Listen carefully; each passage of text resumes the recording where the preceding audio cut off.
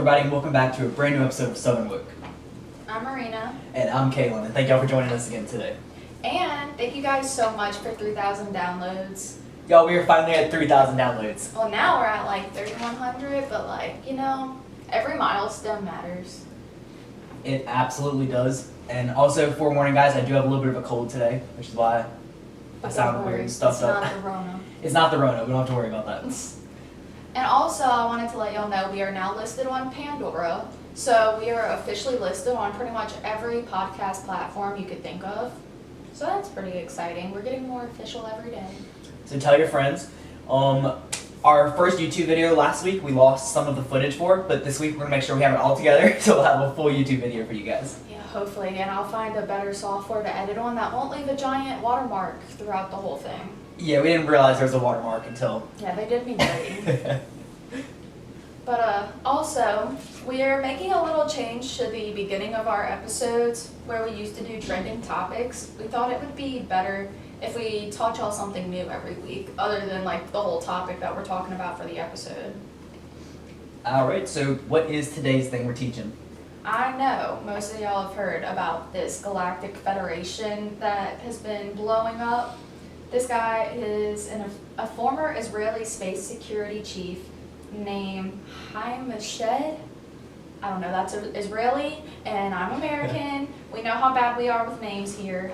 But he came out, he's like 80-something years old, and he's writing a book. And he basically said that, yes, aliens are here, shocker, but they don't want us to really publish that UFOs are here and being seen because they don't think that humanity is ready yet. And he also said that a lot of things that made everything make sense, like to other aliens, we are aliens, and just like us wanting to find aliens, they found us, and they want to like research with us the fabric of the universe and other civilizations that are out there. I think the main thing that convinces me, and like we were talking about right before we went on air, is that this guy is like a well-renowned scientist in the Israeli community, and at what point would he just stake his entire reputation to say some like BS that didn't actually exist? Like, you're not like have built this career up your entire life, and then right before you get ready to die, just throw it all down the gutter if you're not telling the truth. Yeah, and here's some quotes from this article. It says, these are quotes from him. There is an agreement between the U.S. government and the aliens. They signed a contract with us to do experiments here. They have been waiting until today for humanity to develop and reach a stage where we will understand in general what space and spaceships are. And I'm just so happy that someone out there that's really, really credible is like speaking out on it. I agree. That was your Christmas present. It really was, like the best one. Okay. Alright. So today we are talking about something absolutely horrible. Guys, this might be one of the roughest episodes we've talked about yet. And trust me, we've talked about some pretty rough ones. We are talking about the Watts family. And more specifically, Chris Watts. Yes. There's a Netflix documentary that came out not too long ago about this, but this case has been sticking with me for years, ever since I got into true crime. And Chris Watts is a family annihilator, which we're going to go into a little bit of detail about that a little later on, but this is horrible, and especially if you have like a weak stomach for anything regarding children, just forewarning right now, this case is kind of rough. Yeah. In 2008, Chris Watts murdered not only his pregnant wife, that was I think 15 weeks pregnant with their son Nico, but also their two daughters aged 4 and 3, Cece and Bella. And this took place in Frederick, Colorado. And I remember when it came out, like, it was headlines everywhere. It's so weird how the media will take one case. Like, there are so many cases of family annihilators that don't get talked about, really. And I don't know why they picked this guy, which I think it's because some psychotic women out there just think Chris Watts is hot. There are people that still write to him in jail every single day, like, saying, like, I love you so much, I understand why you did what you did, like, yeah. How? He said, I saw a recent article about how Chris Watts hates holidays in prison. First of all, no shit. Second of all, he said the only thing getting him through was writing his pen pals. I'm like, come on. But He doesn't anyway, deserve anything to get him through prison, honestly. no, he doesn't. But I think the reason why he's talked about so much more is like, look at when we did cases like Israel Keys and stuff. Like, there was the people that they killed and we saw pictures of them. But with this case, we get to like meet the entire family because we have like Facebook. Everything that happened to Shanann, which is the wife's name, she posted on Facebook. So like we have live videos of her daughters, of herself with her husband talking. She was all over social media. It just makes it feel so much more personal. And before we get into it, I want to go through like their background a little bit. So Shanann Watts, well, both of them are from North Carolina, and when they got together, they moved to Colorado. But Shanann, she had a previous marriage that ended in divorce, and at the time, she was finding out she got lupus, or she had lupus, and she was like struggling with her health a lot. And then Chris sent her a Facebook friend request, and they ended up meeting in 2010, and then married in 2013. And then they, of course, had their two daughters, Cece and Bella. And Shanann worked for selling a product called Thrive, which was why she was all over social media. Yeah, it was a multi-level marketing company. You know how I feel about MLMs at least. Same here. But apparently they went bankrupt in 2015, and they hid that from social media because you would never think this was a bankrupt family from their perfect picture family. And that's the thing. This is one of those cases where if you look at it from the outside, they look like they had the perfect marriage with the happy children, the family dog, like everything just seemed perfect. But it just goes to show you that people on social media put on a front. Yeah.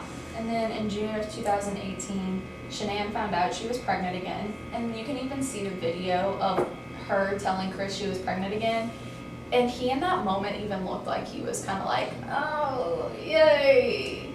And we have text messages that they discovered afterwards where Chris was like, I didn't really want another kid. Yep. So. All right. So, according to Chris Watts' mother, he was a great kid. He was involved in sports until he graduated high school. He had a pretty normal family. His mom, after the fact, said that nothing in his childhood ever pointed him towards that he would be a serial killer. Not a serial killer, a family annihilator. Yeah. I've seen him put those two together because... Well, some family annihilators, I guess, maybe have killed other people. But in order to be a serial killer, I think you have to kill more than two people. And it has to, like, be within I don't even think it has to be within a certain time frame. So I guess we could call him a serial killer. He killed 4 people. They call him the quadruple murderer. This is probably going to sound completely horrible, but I feel like being a family annihilator is almost worse than being a serial killer. Because you're killing people that you're close to and like that you love, or love, you're quotation marks. literally just... I am going blank on the word right now, but blindsided. He blindsided his whole family. Yep. Just goes to show you never know somebody. Even if you've been married to them 2 years, you can never truly, fully know somebody. No, and Chris seemed like the most average person, and even after high school, he worked at a car dealership as a technician, and at the time of the murders, he was employed by Anadarko Petroleum. And that's really all I cared to learn about Chris Watts' life. Alright, so let's talk about the day. Alright, so Shanann Watts, it's so weird how they say her name because it looks like Shannon, but it's Shanann. Shanann was off on a business trip, and she came home at 2 a.m. She got dropped off by her friend Nicole, which Nicole is the GOAT. I love Nicole. Yeah, the good Nicole, because there is a bad Nicole too. There is, yeah. We're going to refer to that as the good Nicole and the bad Nicole. So the good Nicole dropped her off at 2 a.m. and we actually get footage. That is why this case is so cool, because we have so many videos of this entire thing. But the footage that we see is from the neighbor's Ring doorbell. We watch Shanann come into her house at 2 a.m.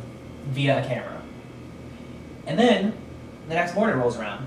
Good Nicole is trying to get in contact with Shanann, and she will not answer her phone. She's ignoring her text messages. She calls again and again. She doesn't answer. And Nicole knows this would be like me calling you, you're not answering. Like, you just know, like... Except you never call me, but... That's true. Okay, it'd be like me, like, texting you, just not answering. Like, okay, something's weird about that. Or like me calling Aaron and him not answering. she knew something was off. Like, you'd at least say, like, hey, I'm busy, something's going on. But she drives to their house to go check on her. Like, Yeah. what a good friend. No one will answer the door when she gets there. She's knocking. And then she gets worried and she calls the cops. And her car was at the house too, so she knew Shanann should be there, but nobody Yeah. was answering. So the cop shows up, and the cop and Nicole both wait outside until Chris gets home. I guess he was coming home from work, and they decide to all take a look around inside. Yeah, because the cop wouldn't let Nicole go into the house without like the owner being there. And in that Netflix documentary, they show like the body cam footage from the cop, and Nicole's like calling, I think Shanann's parents, and they're telling her like, yeah, you can go into the garage, here's the code, blah blah blah. Yeah. But once Chris gets there, then they go inside the house. So when Chris gets there, he just starts acting so weird. When you watch him on the video, he's very like fidgety. And I guess we have the hindsight of knowing that he like actually killed them, so like we kind of maybe overanalyze the way he's acting. But I feel like even if you didn't know at the time watching this, like he's acting really weird, and I'm sure Nicole was picking up on that. So they see Shanann clearly isn't in the house, and the cop is asking Chris all kinds of questions, like is she diabetic? Are her parents out of state? Trying to find any reason why she's not in the home. And then Chris says that the girls' blankets are gone and that they don't go anywhere without them. Then they find Shanann's phone sitting like on a little stair ledge upstairs, which is very alarming because Chris even says this is her lifeline, she works from home. And they also find her medications that she takes for her lupus, and they found the wedding ring sitting on the nightstand. And also, while they're and then as Chris and the cop are talking, they hear from their neighbor who says he's got camera footage, and so they all go over to the neighbor's house to view it, and this whole time Chris looks so anxious. Like, you should be relieved that somebody has Yep. footage of your possibly missing family, but he's literally like got his hands on his head like freaking out. Now, everybody like handles trauma differently. Like the time that there's people that have missing people in their family, you never know how you're gonna react until you're in that situation. I know I'm 100% stealing that quote from Crime Junkies. Yes. But you never know how you're gonna react until it's true. You don't know. So, not like trying to judge him, but the way he's acting is like nothing I've ever seen before. Like he's like so over the top paranoid, and you know that cop and Nicole, good Nicole, have to be feeling that. Yeah, like I know you see the video screenshot of on the slide, and he's literally like looks out of his mind. So after they watch like the whole video, and they see Chris loading something into his truck. He backs his truck into his garage and then loads something in there. Yeah, and this clip I'll talk about more towards the end when we're talking about the bad Nicole. But after Chris leaves the neighbor's home, the cop talks more to the neighbor to get his name and information and whatnot. And the neighbor brings the cop back over to the TV and is saying stuff like, Chris never acts this fidgety. He usually is very calm and shy. He usually doesn't talk a lot. He never loads his truck with tools, especially in the middle of the night. So something is definitely off. And it almost seems like the cop isn't really that concerned, to me at least. But we are just seeing body cam footage, so we don't see the cop himself. But I don't know. You know what else they noticed when they went in the house? I don't know if it's in these slides or not. They noticed that all the bed sheets on the kids' beds as well as their beds were gone. Yeah. Like just thrown away. We know why Shanann's bed sheet was gone, Yep. but we'll get to that. So, after the news breaks that his family is missing, Chris almost immediately starts doing interviews at his home. And he has not shed one tear yet. And he doesn't. And never does, I don't think, even in the courtroom. But, yeah, the interview, you've probably seen it, like where he's on his front porch, and he's just like, I just really want whoever took them, I just want my family back. Let's actually plug that interview in right now, because there's some cool things about that interview that I want to talk about. I mean, right now I don't even want to just like throw anything out there. Like, I hope that she's somewhere safe right now and with the kids. But I mean, could she event? Could she just take it off? I don't know. But if somebody has her and they're not safe, like, I want them back now. Like, that's what's in my head. Like, if they're safe right now, they're gonna come back. But if they're not safe right now, that's the not knowing part. Like, if they're not safe, last night I had every light in the house on. I was hoping that I would just ran over by the kids running in the door and just like barrel rushing me, but it didn't happen. And it was just a traumatic night trying to be here. Alright, so this interview absolutely infuriates me. I can tell. But it makes me mad too. Like, first of all, it's the way that he's talking that he's like already suggesting that something's happened to them. Like, it's not even 24 hours since they've been missing, and he's basically talking like they're dead already, which is kind of crazy. But then it's just the fact that he keeps saying like, I have no inclination to where they would be. Like, and he is earth-shattered. Like, it's the language that he's using that just sounds so fake. And I understand that that could be part of his personality, but come on, man. There was the one video I saw where this like body language expert reviewed his interview right there, and there's so many like little smirks that you can find in it that's just like, come on, dude, you suck at hiding this. And like I said before, I don't want to judge the way people react to things, but like, he does not sound like that upset. He really doesn't. And you would think that if you thought someone did take them, you would want the cops to search that home top to bottom, everything in their capabilities. And in the documentary, it shows there's a news reporter that shows up to the house and she's unloading her equipment in the house. And then the cops show up with search dogs and tell them, can y'all like do this somewhere else because this house kind of needs to be searched right now. Yeah. And that was really the only kind of like investigation I think the cops did in the home was bring the search dogs, which obviously they picked up with their scent, but then it just goes nowhere. Yep.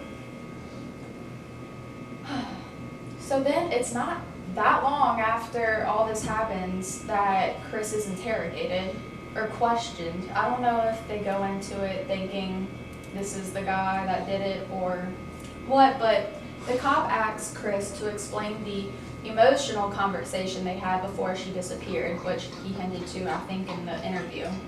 And he had said that Shanann had been in North Carolina with the girls for about 6 weeks. In their time spent apart, they realized that their spark wasn't there anymore, and the cop asks if he can connect the dots between that conversation they had and what happened, and just try to get Chris's thoughts on it. And Chris says he wonders if Shanann just decided to take the girls and leave. But in a different interview where they talked to the good Nicole, they asked her if Shanann ever talked about her and Chris's relationship. And she said that Shanann said they got in a fight recently while she was in North Carolina because both of their parents lived there, and her and the kids were over at Chris's parents' house, and Chris's mom gave their daughter ice cream which had ingredients that she was allergic to. And Shanann flipped out, made it a whole big ordeal, which I would too, because as the grandparents, you should know what your grandbabies are allergic to and not want to risk their life like that. And so they had been just on edge from that fight, and Chris had actually gone out the last week they were all out there, but I mean nothing good really came out of that. And Shanann later we see in a bunch of text messages to her friends, she was like boo-hooing about he hasn't seen me in 5 weeks, and he hasn't hugged me, he hasn't kissed me, he hasn't had sex with me, there's no intimacy anymore, there must be somebody else. And I mean, she wasn't wrong. Yep. Introducing Bad Nicole. Yeah. Not quite yet. We still got some questioning to go through. Okay. So Chris tells the cops at first he thought she just went to someone's house. But now he's starting to think that someone took her because nothing was disturbed in the home, and it was freaking him out. If somebody took her, you would think that things would be disturbed in the home, right? Yeah. And definitely, like, I don't know. Chris, he just contradicted himself, like, almost every turn. There's, like, no question of whether somebody took her or not. Like, if her phone's there, her medication, her wedding ring's there, like, somebody took her. She didn't leave willingly. Like, you pretty much know that as a fact at that point. Like, the only thing that was gone that she would bring anywhere with her was the girls. Yeah. So, the cop asked Chris if maybe she was cheating. And he said not that he knew of. And the cop mentioned how Chris used to be super overweight because he used to be like 200 and something pounds, and now, as we've all seen, like the present day Chris, he was pretty buff at the time. And so he was in really good shape, and the cop mentioned that and said, and asked if he was cheating, and Chris said he never cheated on her. Like, he put emphasis on never. And that just, whatever. So, and also the police called his boss at work, and the boss said that Chris was acting completely normal that day, and he was just worried about how he was handling everything with his family missing. So. Alright, we're now to August 15, 2018. And Chris is doing his polygraph. The morning that the kids went missing, he said that he woke up and they talked about selling the house and separation. And she was asking if he had cheated on her. As the lady starts asking him questions about the crime, she has to stop and tell him to make sure he's breathing correctly, because he was all over the place. Now, polygraphs scare the poo out of me anyway, because I feel like I would be like nervous for taking a polygraph, and then I would like overthink and make it come out with the wrong answers. But you would think the polygraphers with experience can kind of differentiate normal nerves versus a blatant lie. That's true. I think. I would hope. Well, it doesn't last very long, and she leaves and comes back with a cop and says it is very clear that he failed the polygraph. And Chris still continues to swear that he didn't lie, but they beg him to confess anyway. Okay, so after finding out that Chris was indeed lying about everything, they wanted to get to the bottom of it, and they just wanted him to admit where the girls were. And so then they start getting into the whole, they want to dig deeper into this possible cheating going on. And here we enter Bad Nicole, and her name's Nicole Kissinger, also called Nikki. And real fast, I just want to interject. The reason why they need to look more into the cheating thing was they were trying to build a case saying that Chris did kill his wife, but they needed like a motive. Yeah. So they said, well, if he was cheating on her, that's a good motive. So that's why they were trying to dig more into that. Yeah. So they questioned Nicole, and I'm not even going to say interrogate because they went so incredibly easy on her. Yep. And so she told the cops that she met Chris at work in the beginning of June, and they got to know each other. She found out he had 2 girls and was going through a separation. And she said she found out Shanann was pregnant through media, and that she's really worried about Shanann and the girls. Now, Chris eventually admits to cheating with Nicole during the 5 weeks that Shanann was gone in North Carolina, and Nicole knew he was married. Well, Nicole is questioned further, and they want to know if she ever mentioned to Chris that his wife and kids were a problem. And she says she never did that and calls Chris a liar. So, like, basically in the interrogation, Nicole makes it seem like she is this innocent girl. She had no idea what was really going on, this, that, and the third, but really we find out she knew everything pretty much. She like basically plays the victim here, and she's like, oh, I didn't know we had a wife and kids. That's crazy. And what annoys the piss out of me is that they let her dad come in. I think I have a video. Okay, so this is a little clip of Nicole's dad being in the room with the cop and her. Because if I'd have known that he had a child on the way, I'd have never wasted my time with him in the first place. Like, none of this would have ever even occurred. Like you just said, if I knew that his wife was pregnant, I would be in this picture. So if his wife was not pregnant, and forgive me, but if he takes her out of the picture, you're never going to know that she was pregnant, right? If she's gone, But this, Don't lead, hypothetically, please. Don't lead on. hypothetically, if she, Okay. you understand where I'm going? If Right, you but didn't know, You're leading into questions that are nothing with your, if you didn't know though, wait, Nick, that she was there, did you hear what I said? I'm following you. I just want her to answer a question that relates to, she said something that's important, that Okay, so that was Nicole's dad saying leading, and literally calling the cop by his first name, and just, and what kind of world is that appropriate? Nope. to have a possible suspect's father in the room, basically playing her judge, like, or her attorney or lawyer, whatever. But it just seems so wrong. But anyways. Okay. We hate Bad Nicole, but we're gonna talk about her a little bit more later on. We're gonna go back to Chris for a minute here. Yeah. Okay. So.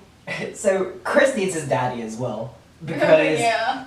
now that we know about Bad Nicole, police are like, all right, buddy, you definitely did it, right? Like, you literally told us you weren't cheating on your wife, but you kind of are. So, like, you got to tell us the truth here. So Chris says, all right, look, I'm going to tell y'all the truth.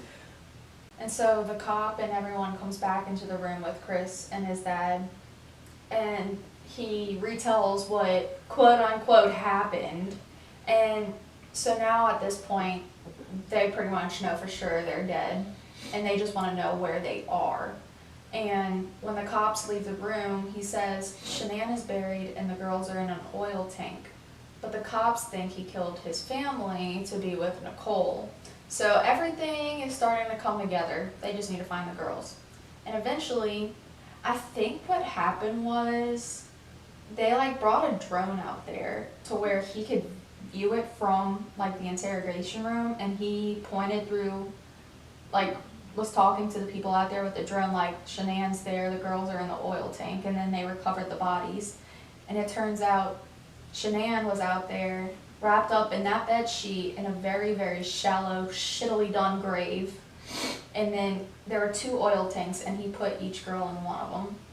And like, it's a little bitty hole that they have to put their bodies through. And I just can't imagine being the people out there that had to recover the like little toddler girls from an oil tank. You can never recover from that. So not okay. No. Like, I know law enforcement goes through some stuff, but that is some crazy, crazy stuff to have to deal with. Like, you'll never be okay after pulling, and they said that their bodies were in such bad condition, they were almost unrecognizable. And while we're being emotional, I'm actually going to add one more clip in right here, because I was forced to listen to this clip and it absolutely broke my heart, and so now I'm going to force y'all to listen to it as well. I'm scared. My daddy is a hero. He helped me grow up strong. He helped me snuggle too. He reads me books. He ties my shoes. And you're a hero, blue and blue. My daddy, I love you. Oh, I love. Alright, so that was Chris Watts' daughter, as actual video of his daughter singing that to him about her daddy being a hero. If only she knew he was not. But it's so freaking sad, because there are so many videos of those girls like running up to him, loving the heck out of him. And like, I was the same way as a girl. Like, I loved my daddy to death, and I could never imagine him smothering me and throwing me in an oil tank as a kid. Like, that's your father, that's your protector, and to betray you like that, it is so sick. That is why I said that I feel like family annihilators are almost worse than serial killers. Yeah, and like in the courtroom, flash forward, I think it was Shanann's dad that was on the stand, and he was like, we trusted you to protect our family, and you did everything but. Yep. So eventually Chris did take a plea deal on August 20th of 2018, and the crime took place on the night of the 13th. So this happened all really, really fast, and he took the plea deal to avoid the death penalty, first of all. So, like, he didn't even want to admit to it. Yes. He literally was basically forced to do it. Yeah, he didn't want the death penalty, which is funny because. Alright, ready? So on November 6th was the actual court date where Chris entered his guilty plea to 9 counts, and those included murder in the first degree to Bella, Cece, and Shanann, the unlawful termination of Nico, and 3 counts of tampering with deceased bodies. And since he was not sentenced to death, he was instead sentenced to 5 life sentences, serving 3 consecutive and 2 concurrent. So you didn't want the death penalty, bud, but you're gonna die in prison. And it was life without parole, so there's no chance of him getting out. So, then after a few months after his sentencing, Chris through jail was contacting this woman named Sherilyn something, and he better described the events of that night and said that when Shanann got home, he could tell that she knew something was off or that he was cheating. And they had sex that night, and the next morning he told her that things just weren't working out. And she started saying, I knew there was someone else and you're never gonna see the kids again. And I guess he just got freaking angry as heck in that moment and started strangling her and said he couldn't control it. But then Bella came into the room, he said. And he said, Mommy is sick and we have to bring her to the hospital. And so he wrapped Shanann up in the sheet and brought her to the truck. And then put his two girls in the truck with their dead mom and saying, oh, Mommy's okay, but the whole car ride, they were like, what's wrong with Mommy? And it was a 40-minute drive out to where he worked that he had the girls with their dead mom. And Chris said he doesn't know why he did it. And he put a blanket over Cece's head once they were out there and smothered her. And then did the same thing to Bella, and then, of course, put them in the oil tank. And this is horrible, but I'm going to say it just to show how crappy of a man he is. He smothered one of the daughters in front of the other daughter. Yeah. Like, they weren't even separate at the time that it happened. And then, right after, he called their school to say they were unenrolled. Then he called a realtor to sell the house. And then he texted Bad Nicole about their future together. Barf. Alright, this is actually kind of funny. Mm-hmm. So a lot of people have come forward after Chris Watts has been in jail, and they're kind of giving us some more information about him. And one of these people happens to be a man who claims that he is in a relationship, or was in a relationship, with Chris Watts. Yeah, his name is Trent Bolt. And there's a tweet that said, I didn't know he was going to murder his family when I was with him, if that's what you mean. Like, I don't really 100% believe this. I believe more of the stories where he's been in relationships with men in jail. But this guy that came out and said he was also in a relationship with him at the time of the murders, like, come on. And it's disgusting, but and I'm not saying this guy did this. He could have, but I feel like some people try to take like the fame, like the infamy from off that, and be like, oh, like try to attach themselves in some way, which is disgusting. I don't know if it was him or a different guy that came forward and said they were actually in the truck with Chris and the girls when he brought them to be buried. Why would you want to put yourself in that situation? Yeah. Doesn't that like make you a co-conspirator? Like, yeah, which obviously is false, or else that guy would probably be arrested. Exactly. It's just like fake confessions, like.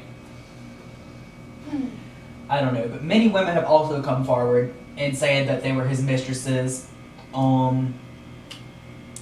Yeah.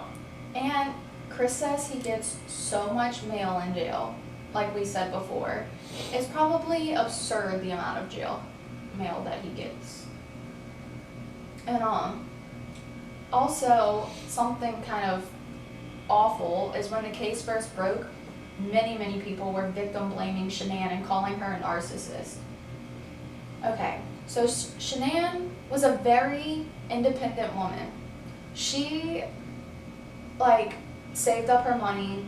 She built that house from the ground that they lived in with contractors. I heard that she brought a suitcase full of money to the groundbreaking site in front of the contractors so they knew she meant business. Like, she was a boss-ass bitch. Yeah. And people are taking that and calling her a narcissist and saying that she wore the pants and she bossed Chris around, no wonder he killed her. I don't care how much you're getting bossed around, or even if that was the case, you don't have the right to kill somebody. Like, because even if she was cheating, even if she says she wanted a divorce, like, even if... And I understand that, like standing up for your kids, but at some point you gotta realize, like, Yeah. I can't just keep making excuses for you. Like, it's pretty blatantly obvious that your son's a killer. They say that there's many stages of grief or whatever. And I think they are stuck in this delusional phase where like they just don't want to believe the truth. I think that you're right. So, then in another writing to this woman, Sherilyn, that Chris has been talking to, he says that he attempted to smother the girls before strangling Shanann, and that they woke up bruised and traumatized after he had killed Shanann, and then he put them in the truck, and then the story continues. But if that's true, and he tried to smother the girls before Shanann, and then Bella woke up and came into the room, like, pick one story. Yeah. And I don't think it really matters to me too much either way, because regardless, he still killed them all. Like, and his parents still want to believe Shanann did it, even after Chris keeps coming out and twisting the story more and more and more, and keep coming up with different ways he did it. What he does is he just sits in jail and he's like, you know what, I should have said this back then. I'm just going to change the story tonight. And he even admitted to saying that he planned on doing this for a while, which also goes against all his previous statements that everything was spontaneous. So then, Cindy Watts, his mom, writes a whole damn book, and basically, in my opinion, slanders Shanann. And she talks about her grieving process, which I think is very lacking. But she said as a mother, she can't make things right in this situation. So she fucking writes a book. Imagine your son kills the wife and the kids, and then you write a book slandering the person that got murdered. That is disgusting, and it almost makes Cindy just as bad as her kid, so Cindy's canceled. I'm not a fan of her at all. She said that Shanann would talk about her personal problems all the time, and that she was very open with Cindy. But Cindy was a very private person, so they didn't really get along. And she said that Shanann had their house built, like I said, and that she was very materialistic. And that her family, the Watts family, was more simplistic. And Shanann put 20 grand in the suitcase to present to the builders, so she knew she meant business. That's where we get that story from. And at the end of the book, she says Shanann and Chris filed bankruptcy, possibly due to Shanann's multiple business vacations. So that's actually kind of interesting. I didn't know that. I was researching a little bit about family annihilators, and there's like 4 different types.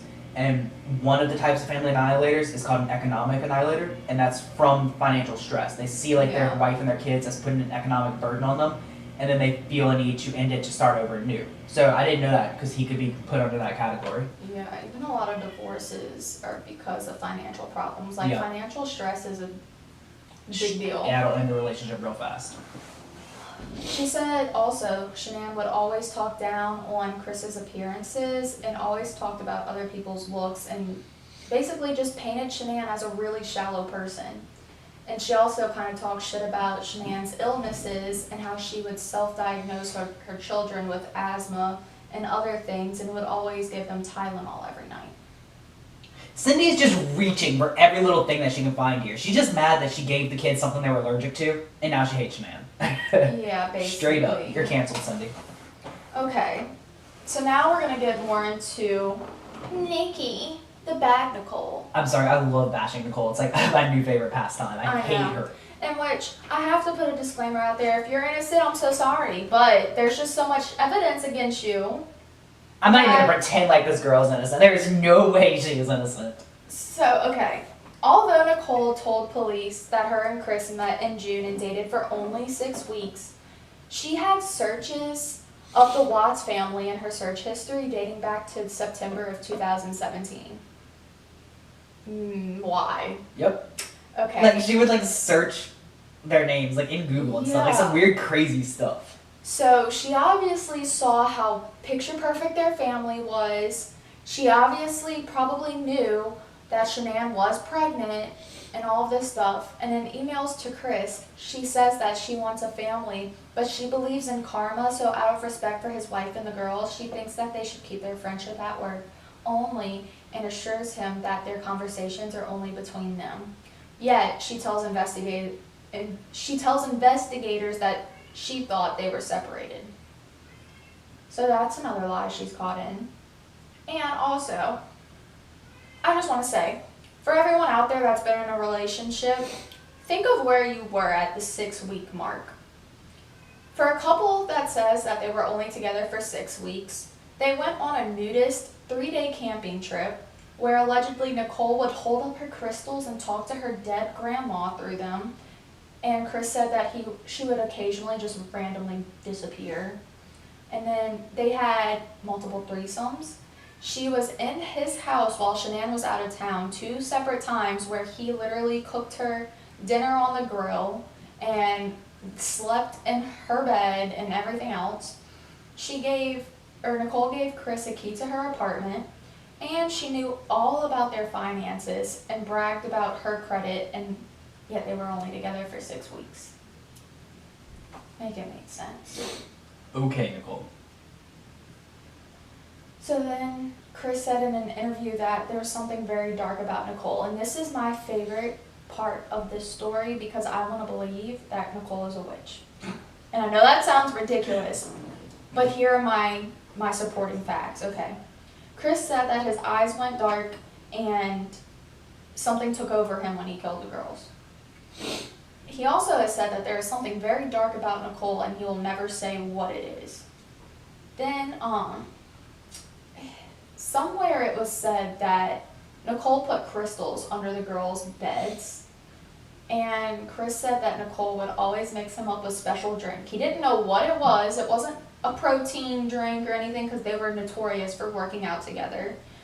It wasn't just like a smoothie or some sort. It was just a special drink. He would always refer to it as. Who is drinking that? I don't care who you are. If my girlfriend mixes me up a special drink, I'm gonna ask what's in it before I drink it. Yeah, and like he said that he would drink this like every day. And then, so in my head, I see Nicole doing things that seem kind of witchy. And I'm not bashing any witches out there, because I know y'all exist, and you do your thing. I kind of dig it. But she seems very dark. Something just seems off about her. And people want to bring up, how the hell did she get treated so easily? Like, did she put some kind of spell on the cops and the whole situation to just let her slide right through and possibly end up in witness protection program? Like, how did everything just go her way and she was never questioned further? And like all this stuff about something dark about her and the crystals and the special drink. Like somehow the mistress of a quadruple murderer got away. And she said that if she knew that Shanann was pregnant, she would have never been involved. But like, you knew she was pregnant. Yeah, we know now that she knew, so that was a lie. But here's my problem with the witch theory. I feel like by claiming that she's a witch is taking responsibility off of Chris Watts' actions and saying that he did it because he was under some type of spell. That's like my only problem with it, because I don't want to give innocence to Chris, because I don't know if I believe that. Yeah. But there's some fogginess into how it would match up with what he did and how he acted after, more specifically. Because I could believe he was under some kind of spell up until the murder. But then he just changed the story so many times, and like, I don't know, he just talks so openly about it now. Like the way he just talks about it, and he said that he had planned it, kind of. yeah. So something doesn't match up there. But also, we could say that I think that Chris is protecting Nicole and doesn't want her to get involved in any kind of way, and then I can't even say he took the blame, because I mean the blame is on him. Yeah. But anyways, some people believe that Nicole either knew what happened or even helped him plan it or suggested to him that he should do it. That's more along the lines of what I think her involvement was. I think she knew what was going to happen or some kind of thing like that. So, But there's a lot more evidence that points towards Nicole being shady AF. yeah. And let's talk about some of those. So Nicole's phone pinged at 6:16 a.m. for a 1-minute phone call near Chris's home. When at 5:17 a.m. is when Chris is seen loading that truck on camera the first time. And there was also a video where in that video from the neighbor's camera, it shows headlights coming down the street where he then turned and then backed up. Yeah. And they think that Nicole was somewhere down the street and he went, or like she called him, or he called her, and that was what that ping was, and then he came back home. I don't know. But they pulled up her cell phone history, and in that billing period, she had 234 pings, and 4 of them were in Frederick, Colorado. And she lived in a town called Thornton, which was like way down the interstate from Frederick. So there's explanations for the 3 previous pings in Frederick, where I think 2 of them were the times that she admitted to being at the house. And then one of them was where they went on a date to like a car museum or something up there. But that 4th ping on the night of the murders is so just strange. Like, how does she get away with that, I feel like? Just not being able to justify that. Or that 111-minute phone call that they had on the night of the murders, and neither one of them remember what they were talking about. Yeah, and Chris said that, or I forget which one of them said this in an interrogation, but they had FaceTimed each other, and Chris was laying on the bed, and she was like, "Where's the sheets?" And he was like, "Oh, I'm doing laundry." But you... So, a couple other last things about Nicole. She deleted all of her text messages before she even went to go talk to police, which I feel like that is super sketch to begin with. Like, it shows that she has something to hide. But she had also been Googling some really weird stuff. Like, so I don't know if y'all know who Amber Fry is, but in the Lacey Peterson case, that was the guy's mistress. So it's kind of very similar. That was also another family annihilator. Amber Fry was the mistress from the other one, and she ended up getting a book deal out of it. So she's Googling things like, did people hate Amber Fry? How much did she get for her book deal? Like, trying to see if she can monetize off of this, which is so absolutely disgusting. When their situations were so different, because that mistress had no idea that Scott Peterson was even married. Yep. Like, she was actually innocent in every part of it. But... And then she had Googled Shanann's name, like, dozens of times, even though she claimed she didn't know Shanann was with Chris. And so that shows that she's lying. And she Googled if cops can recover deleted text messages. So, like, how is she getting away so easily after all this points towards her? Like, I'm sorry. Yeah, it doesn't make sense. And after that Netflix documentary came out, she had her name legally changed, and we still don't know what her new name is. Because apparently there's rumors that she's in witness protection program. I mean, I would imagine, yeah. Also, 2 hours before the murders, she was Googling wedding dresses. And she Googled marrying your mistress. Yeah. Like, she knew exactly what was happening. She also told Chris that she wanted to have their first boy. And some people believe that this is what really, like, pushed him to, like, end his family and start anew. Yeah. Which is Even kinda though crazy. he already knew he was about to have a boy. Yeah. She also texted her friend and told her to delete all of their text messages that they talked about Chris in. So she's literally trying to wipe all evidence of her involvement, but like, I wonder if she found out in her Google searches that cops can indeed recover deleted text messages. Yep. And also, something interesting was there's these YouTubers that went to the Frederick Police Department, and they talked with the lady that was like over the evidence of the case, and they looked at a bunch of different papers and stuff, and they saw that there were fingerprints found at the crime scene that were never identified. And as soon as Chris took the plea deal, all investigations were stopped. And like I said, the murders happened between August 13th and 14th, and he took the plea deal on the 20th. So there was literally a week of investigation that could have happened, but the second that they found out, okay, Chris killed them, easy enough, case closed, they just stopped looking into anything. Which I guess, yeah, that makes no sense to me because they found out who the murderer was, but like there's still so many loose strings. Yeah, and like, I feel like there are so many crime cases where a guy kills either just his wife or maybe possibly the whole family, and the mistress is almost, I won't want to say almost always involved, but there's a lot of cases where the mistress knows what's going to happen, Yep. was in on it, etc., and they still have no need to investigate her further. Witchcraft. Exactly, that's what it's gotta be, or they just really, really suck. And also, another interesting little thing is Chris had 2 phones, his personal phone and his work phone, and right after the murders, or right after they disappeared, he would talk to an investigator on his work phone, and then he would have Nicole on his personal phone listening in on the conversation. So, like, why does she need to listen to that? Like, is she involved? Is she trying to make sure that, like, he's not outing her in any kind of way? Because Yeah. he made it sound like Nicole made him do that. He makes it sound like Nicole made him do a lot of things, but... Anyways, recently, what's been in the news is that Chris Watts wants his case... Excuse me. It's just baffling. Chris Watts wants his case appealed, and he wants to get out of prison.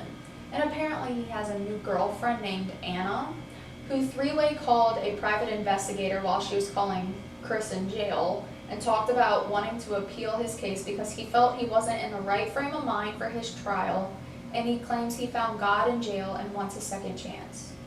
And he says that in his free time he goes to the law library and he's like found loopholes or whatever. And Anna mentions confessions and that the evidence wasn't real and this and all this stuff. But what they want to do is called like a 35C appeal. And if you Google that, it says like for someone that's already sentenced, it's basically asking the court to vacate the sentence and gives the defendant the opportunity to argue why their sentence was invalid. What is this man going to say why his argument is invalid? Like, People are thinking that he wants to go back to the story where Shanann killed the kids and then he killed her. Like, that's the big theory of this. I still feel like that's not, I mean, I guess. Because then it wouldn't be like There is pre-planned no murder. evidence of what actually happened. It's all just his story. Because, I mean, they didn't do any kind of investigation of the bedrooms, anything. Yeah, I feel like this was also handled kind of sloppily by police. Mhm. That's unfortunate. For sure. Like, the second that they went missing and they saw that neighbor's video, if I was in the police department, I would have been like, okay, this house is possibly a crime scene. Block it off. Chris can't come back here. But he was already doing interviews and having news reporters over and all her friends in and out. It was just sloppy. Alright, y'all, well, we're a little bit over the hour mark. So, did you have anything last minute that we needed to add in? Yeah, I can go on a little lightning round of fun facts real fast. Alright, let's go for it. Okay, so someone claiming to be Nicole's cousin posted a recording of her saying that Nicole was pregnant with Chris's baby and is busy being a mom right now, and that's why Chris took the blame, and Nicole is off in witness protection raising their kid. But I feel like that's been debunked in a way, but I didn't find enough supporting evidence to either prove or deny it. Then, April 2018, Shanann was with a lawyer at dinner and was asking about divorces. And it's not how it sounds. It was a restaurant where they seat you at tables that are really, really big, so you could be seated next to a different party. And it just so happens a lawyer was right there, and she started talking about divorces. And then, the night of the murder, he went on a date with Nicole instead of going to a Rockies game with his friends and his dad. And Chris says that he wishes so bad that he wished he would have gone to a Rockies game instead of that date with Nicole, because then this would have never happened. So that puts more sus on Nicole, because what did she do to make him do that? If she did anything. And then they had a paternity test for Nico, and Chris's dad asked the scientists, I don't know, whoever did the test, what the results were, and they said it was Chris. But his dad says it could be the other Chris, and wanted to imply that Shanann was cheating on Chris with another Chris. Absurd. Does the dad just think that, like, when they hand over the DNA results, they're like, the father is Chris. We can't tell which Chris it is, but it's a Chris. Like, does he not think, like, that is the stupidest statement I've ever heard. Yeah.